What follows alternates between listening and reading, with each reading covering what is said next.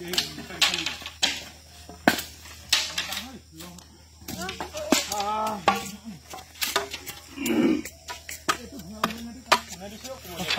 জনাবলৈ সুখী হৈছো যে আমাৰ ৰতনপুৰ দলনি মাজুলী ৰতনপুৰ দলনিৰ সকলো যুৱক যিহেতুকে লকডাউনত ঘৰত আছে সকলো মিলি এদিন আলোচনা হোৱা মতে যে আমি এতিয়া আমাৰ অঞ্চলতে 70ৰো অধিক আমি বৃক্ষৰোপণ কাৰ্যসূচী হাতত লৈছো। আমাৰ এই বৃক্ষৰোপণ কাৰ্যসূচীত আমাক মাজুলী জিলাৰ ডিষ্ট্ৰিক্ট ফৰেষ্ট অফিচাৰ ছাৰ আৰু এডিচি ছাৰৰ সহযোগিতা আমাৰ লগত আছে। তেখেতলোকে আমাক সহায় সহযোগিতা কৰিছে আৰু আমাৰ গাঁৱৰ সকলোৱে মিলি এয়া আজি আমি ঘৰা বনোৱাৰ প্ৰস্তুতি চলাইছো আৰু আমাৰ যিখিনি বৃক্ষ প্ৰয়োজন হ'ব সেই সকলোখিনি বৃক্ষ আমাক DFO ছাৰে যোগান কৰিবলৈ আমাক আশ্বাস প্ৰদান কৰিছে। আমাৰ লগত ধনখোৱা আছে, ধনখোৱা দুআষাৰ কিবা এটা আপুনি কৈ দিলে আপুনি কিবা কওক।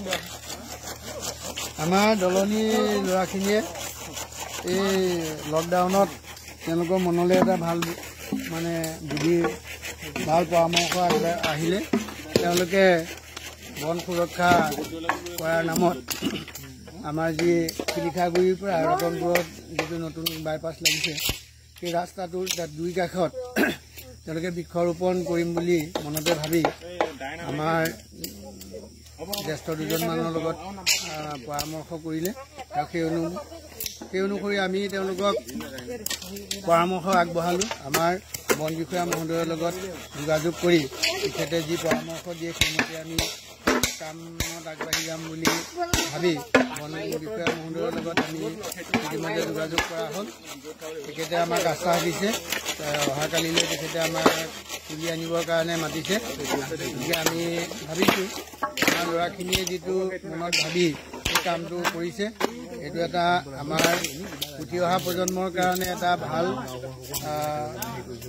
খবৰ হ'ব, এটা ভাল মেছেজ যাব বুলি আমি ভাবি এই কাম কৰিবলৈ বাবে আগবাঢ়িছোঁ। আমাৰ লগত আমাৰ এলেকাৰ চৰকাৰী গাঁওবুঢ়া আছে, তেখেতৰ পৰামৰ্শ আমি লৈছোঁ। তেখেতেও আমাৰ লগত আমাৰ ৰতনপুৰ গাঁওবুঢ়াদেৱ আছে, তেখেতে কিবা এটা ক'ব বুলি আশা আছিল। উক্ত পদক্ষেপৰ কাৰণে মই অতি আনন্দিত।